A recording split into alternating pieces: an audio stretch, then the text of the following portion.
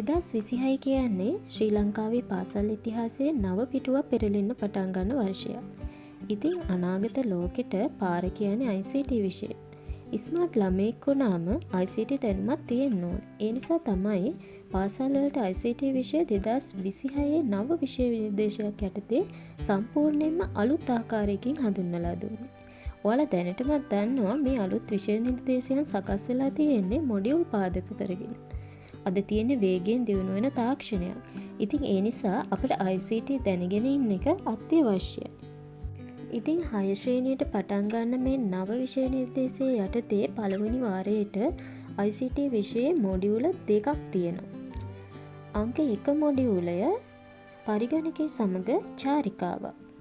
සහ මොඩියුල් අංක 2කින් ඉලෙක්ට්‍රොනිකව වදන් සකසන්නේ කොහොමද කියලා තමයි ඉගෙන ගන්න යන්නේ. මේ පිළිබඳව තවදුරටත් අපි බලමු. අංක 1 මොඩියුලේ මේකෙන් අපි ඉගෙන ගන්නවා පරිගණකයක් කොහොමද නිසි ලෙස භාවිත කරන්නේ. නිවැරදි ඉරියව් බහුකාර්යයන් ඇතුළු අත්‍යවශ්‍ය පරිගණක කුසලතා රැසක් ඉගෙන ගන්නවා. ඒ වගේම තමයි පරිගණකේ කොහොමද ඵලදායීව භාවිත කරමින් පරිගණකයක මූලික කොටස් වල ඉඳලා ස්මාර්ට් ඩිවයිසස් එකක් දක්වා තාක්ෂණික ලෝකයේ තුල හසුරුවන්නේ කොහොමද කියලා අපි ඉගෙන ගන්නවා. මොඩියුල් අංක 2 මේකෙන් අපි ඉගෙන ගන්න යන්නේ ඉලෙක්ට්‍රොනිකව වදන් සකසන්නේ කොහොමද කියලා. එහෙම නැත්නම් වර්ඩ් සොෆ්ට්වෙයාර් එකක් පාවිච්චි කරලා ලේඛනයක් කොහොමද සකස් කරලා print එකක් ගන්න කියලා.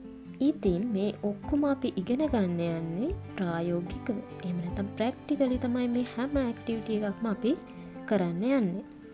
එහෙනම් ඔයාලා හැමෝම මේ දේවල් ඉස්සරහට ඉගෙන ගන්න ඕන නම් මාත් එක්ක එකතු වෙන්න අපේ YouTube channel එකත් එක්ක ICT Smart Class එකත් එක්ක දිගටම එකතු වෙලා ඉන්න subscribe කරලා තියාගන්න. ඉස්සරහට අපි එකින් එක පාඩම් කොටස් සරලව ඔයාලට කියලා දෙන්න.